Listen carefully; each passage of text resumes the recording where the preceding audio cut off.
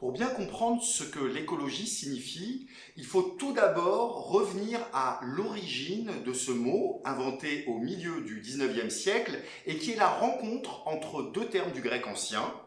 oikos, qui veut dire la maison, le foyer, mais également la famille étendue, et puis logos, qui ne signifie pas seulement la science, mais aussi le discours, la logique. Alors, transposé en latin, cela va donner oikologia, qui à son tour se traduira par écologie.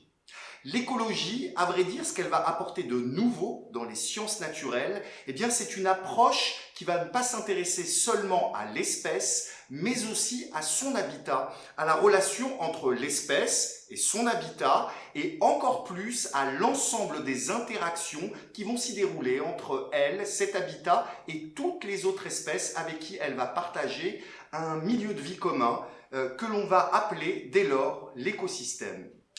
Donc, si on voulait résumer l'écologie de manière assez générale, on pourrait dire que c'est la science, le discours, la logique de l'habitat, des habitants et des interactions qui se déroulent avec et dans cet écosystème. C'est pour cela que l'écologie, on ne peut pas seulement la voir comme une science dure de la nature. On peut aussi la considérer comme une véritable sociologie de la vie en mouvement et, au fur et à mesure de son évolution, eh bien, elle va devenir également un discours politique, militant pour une relation beaucoup plus harmonieuse et surtout moins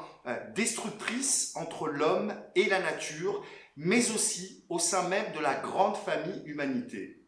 Enfin, l'écologie, c'est une logique de modernité, un nouveau critère de civilisation, totalement à contre-courant de l'idéologie économique très linéaire de la première révolution industrielle.